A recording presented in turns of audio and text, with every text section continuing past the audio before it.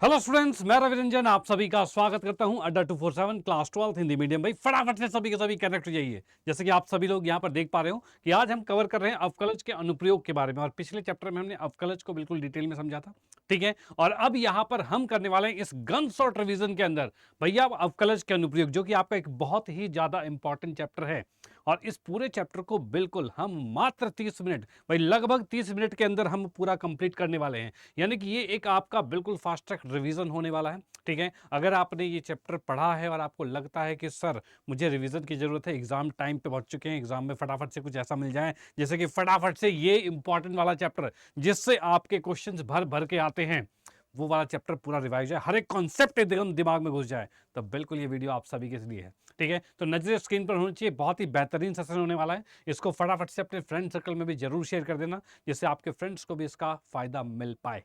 ठीक है, तो करते हैं सेशन को स्टार्ट और जानते हैं इसको एकदम बारीकियों से कि ये चैप्टर कहना क्या चाहता है। सभी कॉन्सेप्ट को एकदम फटाफट रिवाइज हम करने वाले हैं। ठीक है, अब यहां पर हम जानेंगे भाई क्या चीज कि भाई 30 मिनट रिवीजन जो यहां पर सेशन चलने वाला है, रैपिड रिवीजन, इसके अंदर ये चैप्टर के अंदर हमारे पास टॉपिक क्या क्या है और कौन से टॉपिक सबसे ज्यादा इंपॉर्टेंट है वो भी समझेंगे। तो यहां पर समझिए, सबसे पहले हमारे पास आता है राशियों में परिवर्तन की दर, यानी rate of change of quantities. इसको हम जानने वाले हैं। ठीक है भैया, बहुत इंपॉर्टेंट ये वाला भी है। नेक्स्ट हम बात करते हैं वर्धमान और ह्रासमान, यानी कि इंक्रीजिंग एंड डिक्रीजिंग फंक्शन। ये भी हमारे पास हो गया है, चलो ठीक है, बहुत बढ़िया। लेकिन उसके बाद ये स्पर्श रेखा और अभिलंब है और सन्निकटन जो है, ये दोनों भैया मत पढ़ लेना, ये कट गया है सिलेबस से। ठीक है, इनको रफा दफा कर दिया गया है, कट चुका है, तो टाटा बाय बाय।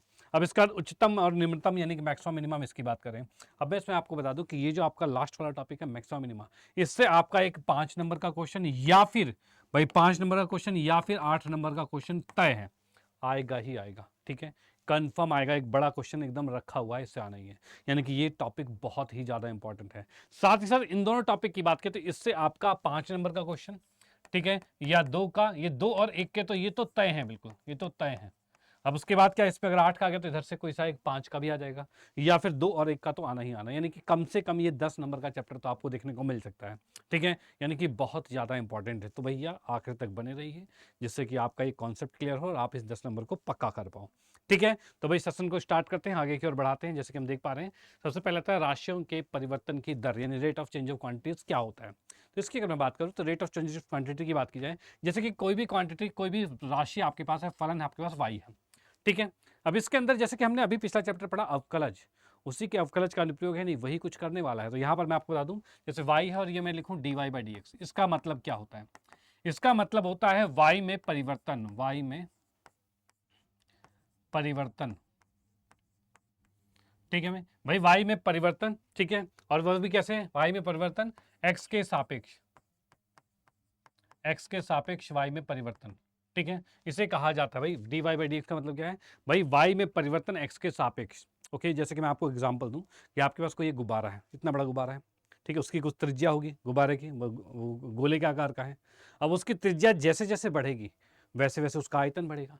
यानी कि आप देख पा रहे हो उसके आयतन में परिवर्तन हो रहा है त्रिज्या के सापेक्ष, यानी कि त्रिज्या की वजह से उसके आयतन में परिवर्तन हो रहा है। अब त्रिज्या के वजह से उसका आयतन में परिवर्तन हो रहा है, तो इसीलिए उसे कहा जाता है भाई क्या, कि आयतन में परिवर्तन की दर हो गई है, आयतन किसी पर डिपेंड है। वही यहां पर है y में परिवर्तन हो रहा है x के सापेक्ष, तो हमने ये लिख दिया कि y में परिवर्तन है x के सापेक्ष। इतनी बात क्लियर, कोई दिक्कत नहीं, डन एकदम। तो ये तो आपको परिवर्तन बता रहा है। लेकिन यहीं पर इसके अगले स्टेप पर पहुंचते हैं, तो अगला स्टेप ये होता है कि भाई आपके पास होता है किसी बिंदु पर राशि में परिवर्तन की दर, यानी कि rate of change of quantities at any point, किसी एक बिंदु पर की बात करा जाए। बिंदु का मतलब क्या है, बिंदु का मतलब यह है कि जब आप उस गोले को बढ़ा रहे थे, तो उस त्रिज्या जब वो उसकी 10 हो गई थी, उस टाइम पे उसका आयतन कितनी तेजी से बढ़ रहा था, वो हमें बताना है। यानी किसी एक बिंदु की बात कर दी जाएगी। यानी इसका मतलब ये हो रहा है कि हम यहां से फिर से लिखते हैं dy बाई डी एक्स लिखा जा रहा है, लेकिन यहीं पर मैं देखता हूं जब x का मान a था, उस टाइम पे इसके परिवर्तन की दर क्या थी, वो होगी। यानी कि हम यहां पर लिखेंगे y में परिवर्तन, y में परिवर्तन x के सापेक्ष, सापेक्ष जब x बराबर a है। भाई जब x बराबर a है तब उसके परिवर्तन की दर क्या थी, वो चीज हमें बता रहा है ये इंडिकेशन। यानी कि जब किसी बिंदु की बात करता है तो उस बिंदु को इस प्रकार से, यानी कि आप उसका अवकलज करोगे, उसमें x का जो भी मान दिया रहेगा उसको वहां रख दोगे, जिससे कि आपका वहां पर पता चल जाएगा कि उस टाइम पे उसके परिवर्तन की दर क्या थी। इतनी बात कंफर्म, कोई दिक्कत नहीं, डन डन बिल्कुल। चलते हैं नेक्स्ट पर, नेक्स्ट की बात करते हैं। जैसे कि हम यहाँ पर देख पा रहे हैं सीमांत लागत की बात करें, ये क्या होता है सर, ये क्या है। तो मैं आपको बता दूं कि ये कॉन्सेप्ट तो इजी है लेकिन इसका नाम ही बच्चों को याद नहीं रहता, वहाँ कंफ्यूज जाते हैं। तो बिल्कुल ध्यान से समझिए। देखो सीमांत लागत, उससे पहले लागत की बात की जाए तो यहाँ पर जैसे कि मैं कहूँ कि वाई क्या है, तो ये आपका कुल लागत है। जैसे कि आपके पास कोई फैक्ट्री है, आपकी फैक्ट्री, उसमें आपने बहुत सारा लागत लगा दिया है, ठीक है। यानी कि क्या हो रहा है, कुछ कॉस्ट आपने उसमें लगाई है, अपनी कुछ लागत लगाया है, ठीक है। अब आप चाहते हो फैक्ट्री को और इंक्रीज करना चाहते हो, तो कुछ और लागत लगाना चाहते हो, ठीक है, कि जैसे जैसे पैसा आएगा मेरा, हम क्या करेंगे और इसको बढ़ाएंगे। यानी कि आप लागत में परिवर्तन कर रहे हो। जब कभी लागत में परिवर्तन होता है उसकी दर को कहा जाता है सीमांत लागत कहा जाता है। अर्थात मैं यहां पर कर रहा हूं D Y by D T का डी एक्स कर रहा हूं, इसका मतलब क्या है, तो इसे ही कहा जाता है सीमांत लागत। भाई क्या भाई, सीमांत लागत कहा जाता है। इतनी बात कंफर्म, ठीक है भाई। D Y by D X का मतलब क्या है, तो सीमांत लागत कहा जाता है। इतनी बात कंफर्म, ठीक है। तो ये आ गया आपके सामने सीमांत लागत। यानी जब भी आपसे कहे कि सीमांत लागत बताइए, यानी कि मार्जिनल कॉस्ट बताइए, तो इस कंडीशन में आप उस फलन का अवकलज कर दोगे, बात खत्म, ठीक है, बात खत्म, कोई दिक्कत नहीं है। चलते हैं नेक्स्ट पर, नेक्स्ट की बात करते हैं, आगे क्या कहना चाह रहा है। यहां पर आता है सीमांत आय की बात करें, यानी कि मार्जिनल रेवेन्यू की बात कीजिए। अब की बार आय हुआ है। अब मैं कहता हूं कि जब वाई बराबर में क्या आ रहा है, तो ये कुल आय है। भाई क्या है, ये कुल आय आपके पास है, अर्थात आपकी फैक्ट्री है, आपको कुछ इनकम हो रहा है, कुछ आय आपकी आ रही है। अब हुआ ये कि आपकी बिक्री बढ़ने लग गई, ठीक है भाई, बिक्री ज़्यादा होने लग गई, ठीक है। अब बिक्री ज़्यादा होने की वजह से आपकी आय बढ़ने लग गई, यानी कि आय में परिवर्तन हो रहा है। तो आय के परिवर्तन की दर को ही कहा जाता है क्या भाई, सीमांत आय कहा जाता है। यानी कि मैं यहाँ पर कह पा रहा हूँ कि D Y by D X की बात की जाए तो यही आपका क्या है, तो इसे ही कहा जाता है सीमांत आय, सीमांत आय कहा जाता है, ठीक है। और सीमांत आय की अगर बात की जाए, यानी कि मार्जिनल रेवेन्यू की अगर बात की जाए, ठीक है, तो ये जस्ट आप उसके आय वाले फलन को अवकलित कर दोगे, बस सीमांत आय आ जाएगा। तो इस नाम को याद रखना, इस नाम से रिलेटेड क्वेश्चन बनता है, उससे घबरा मत जाना।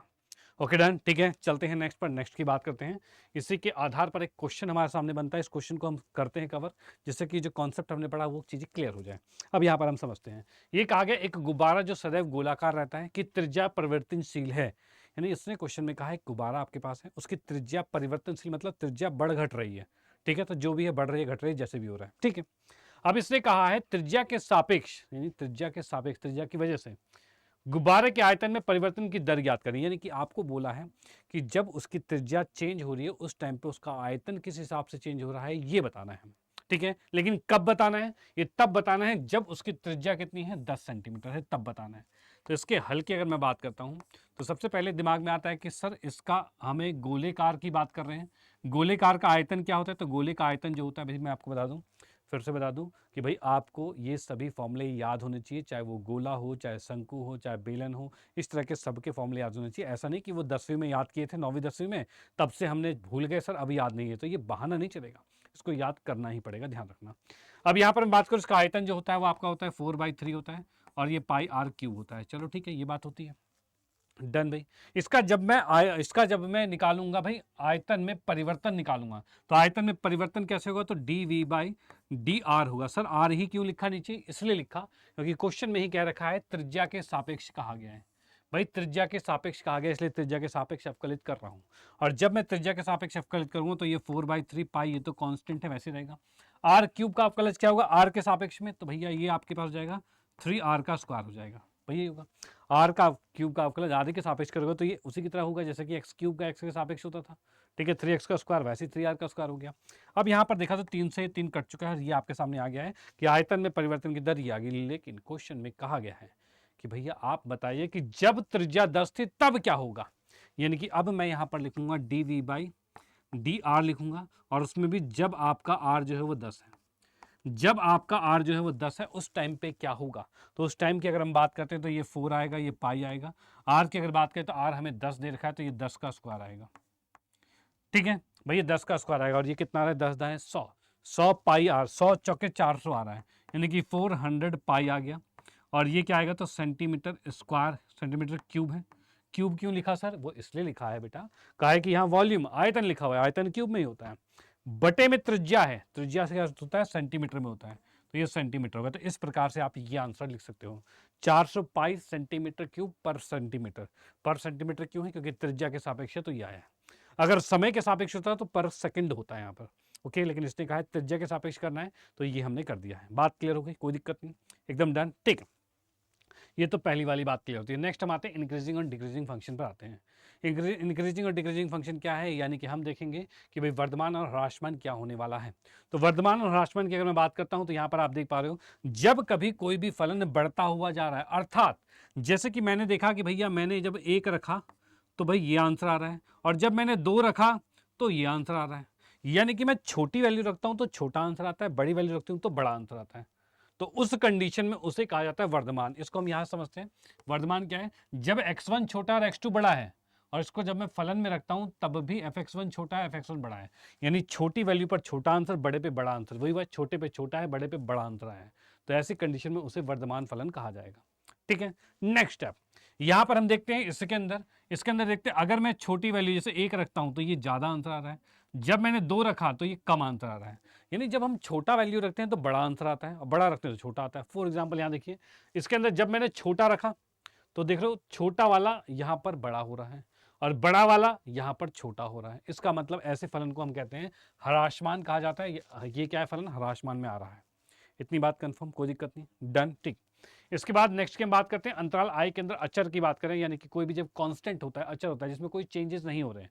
यानी कि आप अगर 1 रखोगे तब भी यही आंसर, 2 रखोगे तब भी उतना ही आंसर आ रहा है, यानी अचर कांस्टेंट है, तो इसे हम अचर फलन कहते हैं। ये अचर आपके पास हो जाएगा कांस्टेंट वाला। इतनी बात कंफर्म, कोई दिक्कत नहीं, डन, ठीक।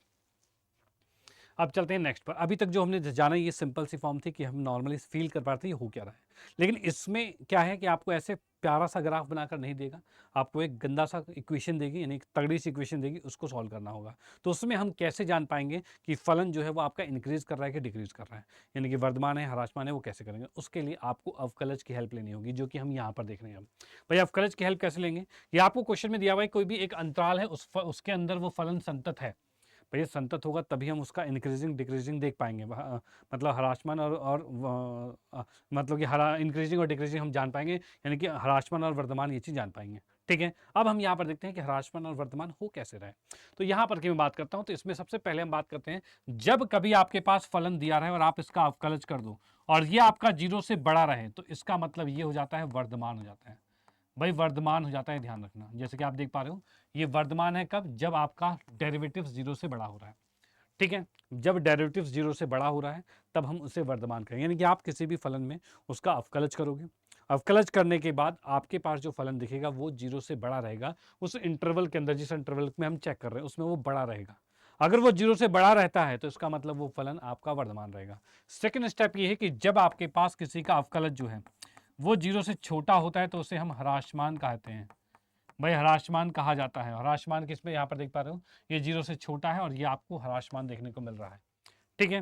लेकिन वहीं पर अगर आपके पास कोई भी फलन जो है वो 0 के बराबर आ जाए, उसका अवकलज भाई 0 के बराबर हो जाए, तो आप उसे डायरेक्टली कहोगे कि वो एक अचर फलन होगा, ठीक है। तो इस प्रकार से आप यहाँ पर सॉल्व कर सकते हो कि वर्धमान है, ह्रासमान है, क्या चीज़ है, ठीक है, डन, कोई दिक्कत नहीं है।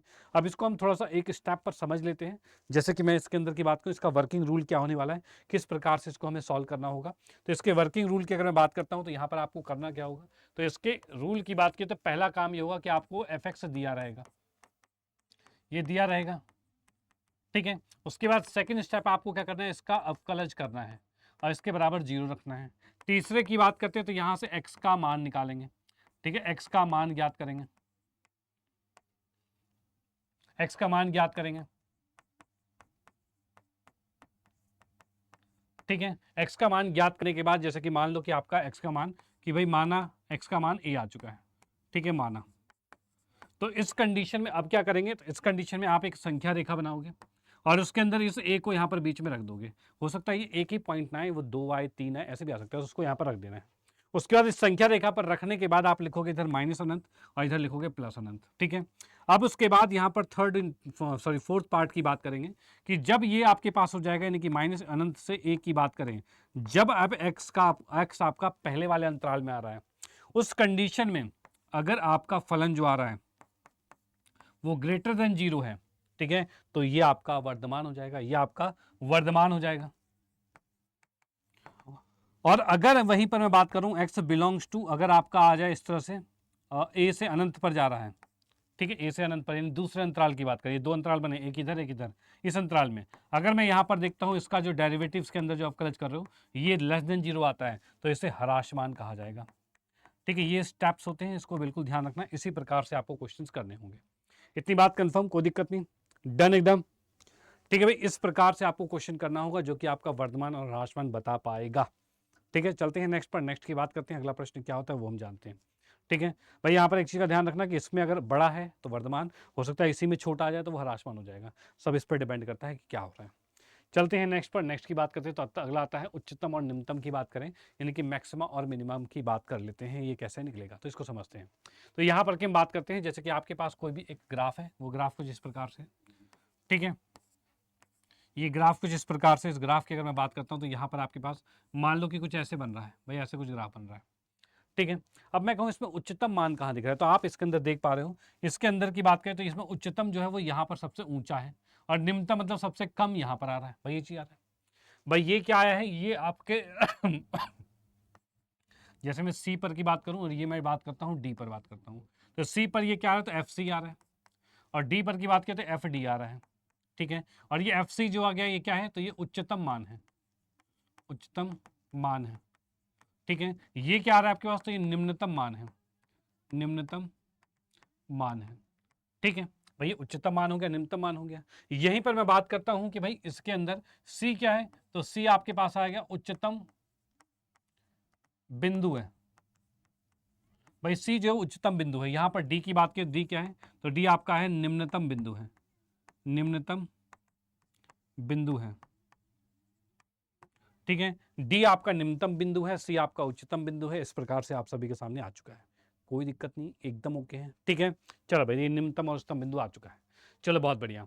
अब इसके बाद हम देखेंगे उच्चतम निम्नतम आ चुका है, निकलेगा कैसे, तो वो हम जानेंगे। अभी हमें समझ में आ गया कि उच्चतम और निम्नतम किसे कहा जाता है, ठीक है। अब हम जानेंगे कि निकलेगा कैसे, तो इसके लिए हम आते हैं यहाँ पर। तो यहाँ पर सबसे पहले हम बात करेंगे इसके अंदर, तो इसके अंदर तो भैया क्या है, इसके अंदर तो बस आपको इतनी सी बात समझनी है, क्या चीज़ भाई, कि जब कभी किसी पॉइंट पर सबसे ज़्यादा वैल्यू दे रहा हो तो इसे उच्चतम कहा जाएगा, जब किसी पॉइंट पर सबसे कम वैल्यू दे रहा हो तो उसे निम्नतम कहा जाएगा, ठीक है। और जब कभी हम आइडेंटिफाई नहीं कर पा रहे, कुछ ऐसी वैल्यू मिल गई है जो कि उसी बिंदु पर उच्चतम और निम्नतम दोनों ही आ रहा है, तो ऐसी कंडीशन में उसे चरम मान कहा जाएगा, यानी एक्सट्रीम वैल्यू कही जाती है, ठीक है। ये मैंने सीधे डायरेक्ट बता दिया है। चलते हैं नेक्स्ट पर, नेक्स्ट में यहाँ पर दिया हुआ है किस प्रकार से, तो भाई हमें पता है ये आपका उच्चतम बिंदु है, ये आपका कितना है, निम्नतम बिंदु है। यहाँ पर क्लियरिटी नहीं हो रही, ठीक है, तो वही बात हो जाती है, क्लियरिटी नहीं हो रही तो दिक्कत वाली बात है, तो ये आपका हो जाएगा एक्सट्रीम वैल्यू हो जाएगा। यहाँ पर हम बात करते हैं, इसका एक क्वेश्चन देख लेते हैं, क्वेश्चन किस प्रकार से होने वाला है, यहाँ पर हम देख लेते हैं, ठीक है। क्वेश्चन के तहत इसको समझते हैं, क्वेश्चन किस प्रकार से कहना चाह रहा है, ओके। अच्छा, क्वेश्चन को कहने से पहले, क्वेश्चन को कहने से पहले हम क्या करेंगे, एक और चीज़ है भाई, प्रथम अवकलज परीक्षण भी देखने वाले हैं, क्योंकि अभी कंप्लीट नहीं हुआ है यहाँ पर, अभी जस्ट हमने उसको जाना है, फील क्या है, क्या चीज़ है, अभी हम उसको देख लेते हैं भाई, कॉन्सेप्ट को पूरा करते हैं, क्योंकि यहाँ पर अभी हमने अवकलज का यूज़ नहीं किया, ये निकलेगा कैसे, ठीक है। अभी तो हमने देख लिया कि जब बड़ा होगा तो बड़ा होगा, छोटा होगा तो छोटा होगा, अरे भैया निकलेगा कैसे, तो पहले हम उसको समझते हैं। निकलने के लिए क्या है, तो निकलने के सबसे पहले आएगा प्रथम अवकलज का परीक्षण आएगा भाई, जो प्रथम अवकलज होता है उसका परीक्षण किस प्रकार से किया जाए, ठीक है, वो हम देखते हैं प्रथम अवकलज करता क्या है। तो इसके मैं स्टेप को समझा देता हूँ कि आपको फर्स्ट ऑफ ऑल दिया रहेगा क्या चीज़ भैया, फर्स्ट ऑफ ऑल आपको दिया रहेगा कोई भी फलन दिया रहेगा भाई, एफ दिया है आपको, ठीक है। उसके बाद सेकंड स्टेप में क्या होगा, तो इसका अवकलज निकालोगे, और उसके बाद क्या करोगे, तो इसके सामने जीरो रख दोगे, इसका अवकलज निकालोगे और इसके सामने जीरो रख दोगे, ठीक है। उसके बाद यहाँ पर थर्ड पॉइंट में क्या है, यहाँ पर x का मान निकालोगे, x का मान ज्ञात करेंगे, ठीक है, x का मान ज्ञात करेंगे, जिसे क्रांतिक बिंदु भी कहा जाता है, मैं यहाँ लिख दूंगा क्रांतिक बिंदु, ठीक है, क्रांतिक बिंदु कहा जाएगा, चलो ठीक है, बहुत बढ़िया। उसके बाद नेक्स्ट की हम बात करते हैं, x का मान क्या होगा, ये क्रांतिक बिंदु हो गया है, ये चीज आ गई, ठीक है। जैसे कि मान लो, माना x का मान जो है वो a आया है, ठीक है, ये हमने मान लिया कि x का मान a आया है, चलो ठीक है, ये मान लिया हमने। अब इसके बाद क्या करना है, तो इसके बाद अब यहाँ पर फोर्थ स्टेप में हमें यहाँ पर समझना है कि जब, यहाँ पर हम देखेंगे जब आपको दिख जाए कि इसका अवकलज जब आप करते हो, जब इसका अवकलज करते हो और उस अवकलज के अंदर आप इस एक से रिलेटेड वैल्यू रखते हो, क्या भाई, a माइनस एच रखते हो, यानी a से थोड़ी सी कम वैल्यू रखते हो, a से थोड़ी सी कम वैल्यू रखते हो, और वो आता है ग्रेटर देन 0, ठीक है। और आपका आता है भाई a से प्लस रखते हो और ये आता है लेस देन 0। अगर ऐसी सिचुएशन आपके सामने आ जाए, अगर ऐसी सिचुएशन आ जाए तो हम यहां पर कहेंगे कि तब फलन जो है x बराबर a पर उच्चतम है। भाई ये हो जाएगा। मैं आपको बता दूं कि माना x बराबर a है, तो यहां से आपको एक कंफ्यूजन पैदा होती है। कंफ्यूजन क्या पैदा होती है कि यहां पर से आप कहोगे कि भाई इसके अंदर आप कह सकते हो a या तो उच्चतम है या निम्नतम, ठीक है। भाई a जो है वो या तो उच्चतम है या फिर निम्नतम है। डन भाई, दोनों में से कोई है। अभी कंफ्यूजन का माहौल है कि वो उच्चतम है कि निम्नतम है, ठीक है। यहां से जो भी आपका x इक्वल टू a निकलेगा वो कंफर्म सी बात है, या फिर उच्चतम होगा या फिर निम्नतम होगा। लेकिन हमें पता है उच्चतम है निम्नतम, ये पता है कि दोनों में से कोई एक, लेकिन एग्जैक्ट क्या है उसको निकालने के लिए आपको क्या करना पड़ेगा, a से कम वाली वैल्यू उसमें रखकर देखो डेरिवेटिव्स के अंदर, अगर वो 0 से बड़ा है, और a से ज़्यादा वाली वैल्यू रखोगे वो 0 से छोटा है, तो ऐसी कंडीशन में आप कहोगे a एक उच्चतम है, ठीक है। और दूसरी बात हम ये करते हैं, ठीक है, ये तो आपका फर्स्ट पार्ट हो गया, ठीक है। यहीं पर हम सेकंड पार्ट की बात करें।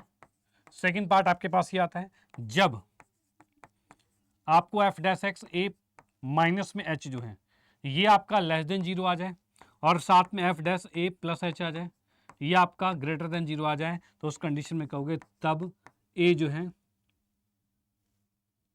ए निम्नतम मान है, निम्नतम बिंदु है, ठीक है। ए आपका निम्नतम बिंदु है। यहां पर क्या, ए आपका उच्चतम बिंदु है, बिंदु लिख देता हूं मैं, ए आपका उच्चतम बिंदु है, ठीक है। इस प्रकार से आप चेक कर पाओगे कि कोई भी फलन उच्चतम या निम्नतम हो पा रहा है, ठीक है। इतनी बात क्लियर, कोई दिक्कत नहीं, एकदम डन हो गया, ठीक है। चलो भाई, तो यहां से हम समझ पा रहे हैं कि किस प्रकार से हम कोई भी फलन को टेस्ट कर पाएंगे कि वो आपका उच्चतम हो रहा है कि निम्नतम हो रहा है। ये मैंने स्टेप्स आपको यहाँ पर बता दी हैं, ठीक है। अब चलते हैं नेक्स्ट पर। नेक्स्ट की बात करें तो यहाँ पर आता है द्वितीय कोटि का। भाई ये तो अभी हमने क्या था, प्रथम अवकलज द्वारा टेस्ट किया था। अब हम द्वितीय कोटि के टेस्ट की बात करते हैं, तो यहाँ पर हम बात करते हैं, तो इसको मैं क्या करता हूँ, नेक्स्ट स्लाइड पर ले आता हूँ। ये वर्किंग रूल किसका है, तो ये आपका है द्वितीय कोटि, कोटि अवकलज परीक्षण। भाई द्वितीय कोटि के अवकलज का परीक्षण की हम बात करेंगे, इसका किस प्रकार से होने वाला, तो इसके लिए भी हम यहाँ पर क्या करेंगे, तो फर्स्ट की बात करते हैं। फर्स्ट हमारे पास एफ एक्स दिया होगा, भाई हमने लिख दिया एफ एक्स दिया है, पहली बात तो ये दिया रहेगा। सेकंड स्टेप हम क्या करने वाले हैं, तो हम इसका अवकलज करेंगे और बराबर में 0 लिखेंगे। थर्ड स्टेप की बात करें तो x का मान ज्ञात करेंगे, x का मान ज्ञात करेंगे, ठीक है, जो कि जिसे क्या कहा जाता है, इसे हम कहते हैं क्रांतिक बिंदु, क्रांतिक बिंदु यानी क्रिटिकल पॉइंट कहा जाता है, ठीक है। ये आ गया हमारे पास, डन, क्रांतिक बिंदु आ गया, क्रिटिकल पॉइंट आ जाएगा, जिसको कि मैंने माना कि माना वो x इक्वल टू ए है, माना x बराबर में a आ गया जो कि क्रांतिक बिंदु है, ठीक है, ये हमने मान लिया। इसके बाद फोर्थ स्टेप हमें क्या करना है, तो इसके लिए हमें करना है इसकी इसी फलन का दोबारा अवकलज करना है। भाई दोबारा अवकलज हमें कर देना है, ठीक है, ये हमें कर देना है, डन। अब उसके बाद हम क्या करेंगे, फिफ्थ स्टेप में दोबारा अवकलज करने के बाद इसको चेक करेंगे, दोबारा जो अवकलज किया उसके अंदर ये बिंदु रखेंगे। अब मैं ये बिंदु रखता हूं और ये आपका 0 से छोटा हो जाए, अगर जो क्रांतिक बिंदु आया था उसको मैंने जब डबल डेरिवेटिव के अंदर रखा और ये 0 से छोटा आ गया, तो हम यहाँ पर लिखेंगे तब फंक्शन जो है x बराबर a पर उच्चतम होगा। भाई याद रखना, छोटे में उच्चतम होगा, ठीक है। अगर नेगेटिव आया तो वो उच्चतम कहलाएगा। और वहीं पर दूसरी मैं बात करता हूं जब ये हुआ था, और वहीं पर मैं करूंगा जब डबल डेरिवेटिव के अंदर a रखने पर वो 0 से बड़ा आ जाए, यानी पॉजिटिव वैल्यू दे, तो उस कंडीशन में क्या होगा कि तब फलन जो होगा x बराबर a पर निम्नतम है, ठीक है, इस पर निम्नतम है। इतनी बात क्लियर, कोई दिक्कत नहीं, एकदम डन। हाँ जी भाई, ये बात भी बिल्कुल क्लियर होती है कि डबल डेरिवेटिव 0 से छोटा हो गया, डबल डेरिवेटिव 0 से बड़ा हो गया, और ये चीज़ें बिल्कुल क्लियर होती है, ठीक है, ये मैंने प्रॉपर स्टेप्स बता दिया कि किसके द्वारा आप यहाँ पर इसका पूरा पूरा कॉन्सेप्ट क्लियर कर सकते हो, यानी कि पूरे पूरे क्वेश्चन को सॉल्व कर सकते हो। ये पूरे स्टेप मैंने बताए हैं। अब एक क्वेश्चन कर लेते हैं जिससे कि ये चीज़ें बढ़िया से दिमाग में घुस जाए। ओके, तो यहाँ पर क्वेश्चन की बात करते हैं। क्वेश्चन किस प्रकार से होने वाला है, जैसे ये वाला प्रश्न आप सभी के सामने है।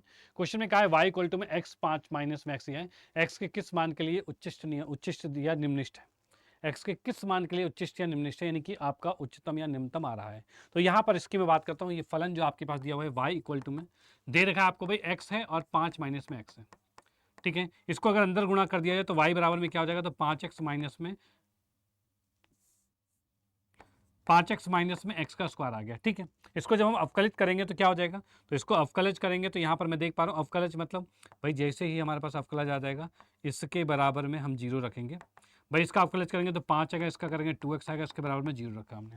भाई ये स्टेप था, अभी थोड़ी देर पहले हमने देखा कि पहला काम क्या करना है, fx फंक्शन दिया रहेगा, फंक्शन मतलब वो y दिया हुआ है, उसका अवकलज करके उसके सामने 0 रखेंगे, फिर x का मान निकालेंगे। भैया निकालते हैं, इसके बराबर 0 रखा, x का मान निकाला तो कितना आ गया, तो ये 5/2 आ गया। अरे वाह, बहुत बढ़िया। अब देखिए क्या है, जो आपने x का मान a निकाला है, जो आपने x का मान a निकाला है, यहाँ पर भी बताऊं, जो आपने x का मान a निकाला है, a या तो उच्चतम है या फिर निम्नतम है। क्या भाई, a या तो उच्चतम है, a या तो निम्नतम है। और यही बात मैं यहाँ पर दोबारा से लिख देता हूँ।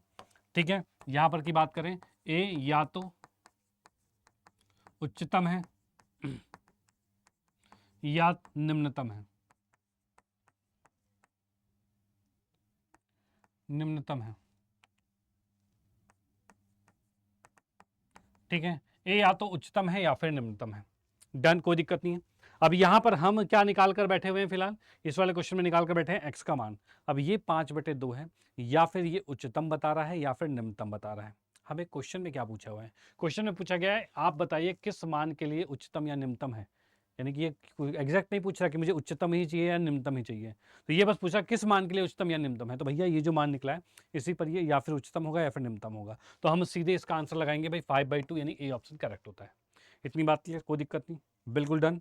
चलते हैं नेक्स्ट पर, नेक्स्ट की बात करते हैं। अगला वाला कॉन्सेप्ट पर्सन क्या कहना चाह रहा है, तो यहाँ पर क्वेश्चन में कहा गया है यदि अंतराल 0 से 2 में x बराबर a पर ये फलन जो आपको दिख रहा है ये उच्चतम मान प्राप्त करता है, तो a का मान ज्ञात कीजिए क्या होगा। तो इसके लिए भी हम वही प्रोसेस करने वाले हैं। यहाँ पर कि हम बात करते हैं तो इसके हल पर आए। यहाँ पर मैं देख पा रहा हूँ कि फलन आपके पास ये दिया हुआ है, फंक्शन आपके पास क्या दे रखा है, तो भैया x की पावर 4 माइनस 62x है स्क्वायर, प्लस में ax है और प्लस में 9 दिया हुआ है। चलो भाई ठीक है, बहुत बढ़िया, ये आ गया। इसका हम क्या करेंगे, पहले अवकलज करेंगे। अवकलज किया तो क्या आ जाएगा, तो ये 4x का क्यूब आएगा, माइनस में 62 दूनी कितना आएगा, तो 62 दूनी 124 आएगा, और ये x हो गया, प्लस में a आ चुका है। ठीक है, सेकंड स्टेप, पहला स्टेप fx होता है दिया, दूसरा स्टेप उसका अवकलज करना होता है, तीसरा स्टेप उसके बराबर में 0 रखेंगे, उसके बराबर में 0 रखेंगे। ठीक है, अब यहाँ से हमें पता है कि ये x बराबर 1 पर ये उच्चतम मान प्राप्त कर रहा है, क्वेश्चन में दिया है। ठीक है, यहाँ पर क्वेश्चन में क्या है, दिया हुआ है कि x बराबर जब x बराबर 1 पर fx उच्चतम है। ठीक है, इसका मतलब वो एक कहां से निकला होगा, तो इसको सॉल्व कर निकला होगा, यानी x का मान 1 है हमें पता है। इस एक को हम यहां पर रख देंगे, तो यहां पर मैं लिखूंगा तब इस एक को हम यहां रखेंगे तो 4 गुणे में 1 की घात 3 माइनस में 124 गुणे में 1 प्लस में a बराबर में 0 आ रहा है। ठीक है, अब ये 4 एकम 4 है, ये 124 है, 4 124 में जाएगा तो 120 बचेगा, माइनस का उस माइनस को उठाकर दूसरी तरफ भेज देंगे, तो यहाँ से a का मान कितना आ चुका है, तो ये आ गया 120 आ चुका है, और a का मान 120, यानी कि हमें क्वेश्चन में कहा था a का मान बताइए, जो कि 120 आ गया है, और ये बी ऑप्शन बिल्कुल क्लियर होता है। क्या भाई, बी ऑप्शन बिल्कुल क्लियर होता है। इतनी बात कंफर्म, कोई दिक्कत नहीं, बिल्कुल डन होता है ये बात। ओके, तो ये कॉन्सेप्ट भी हमारा यहाँ पर क्लियर होता है, और इसी कॉन्सेप्ट के साथ मैं कहूँगा कि आज का सेशन भी कंप्लीट होता है, जिसके अंदर हमने इस चैप्टर के सभी कॉन्सेप्ट को एकदम बेहतरीन तरीके से क्लियर कर लिया है। आशा करता हूँ अगर आपने आखिर तक देखा है तो आपको हर एक चीज़ बढ़िया से समझ में आ गई होगी। ठीक है, डन। और बाकी मैं आपको बता दूं कि अगर आपको डिटेल लेक्चर चाहिए इस पे, यानी डिटेल चीज़ें पूरी पढ़नी है, तो आपने इसके लाइव सेशन को देखा हो, आप लाइव सेशन में जाइए, वहाँ पर ये चैप्टर भी मैंने पूरा आपको करवाया है, 2 घंटे से ऊपर के सेशन में करवाया हुआ है, जिसमें ढेर सारे आपके प्रीवियस क्वेश्चन भी हैं और कॉन्सेप्ट भी हैं, जिससे कि आपको हर चीज़ डिटेल में समझ में आ जाए। बाकी आपको अगर चाहिए था फास्ट ट्रैक रिवीजन, तो भैया ये सेशन आपके लिए बहुत ही बेहतरीन हुआ होगा, जैसे कि आपने ये पूरी चीज़ें बिल्कुल बढ़िया से समझ ली है, पढ़ ली है। ठीक है, तो इसी के साथ आज के सेशन को हम यहाँ पर फिनिश करेंगे, मिलेंगे नेक्स्ट क्लास में एक बेहतरीन सेशन के साथ। बस जुड़े रहिए, मज़ा तो आता ही रहेगा। ठीक है, चलो भाई, बाय, थैंक यू, मिलते हैं नेक्स्ट क्लास में।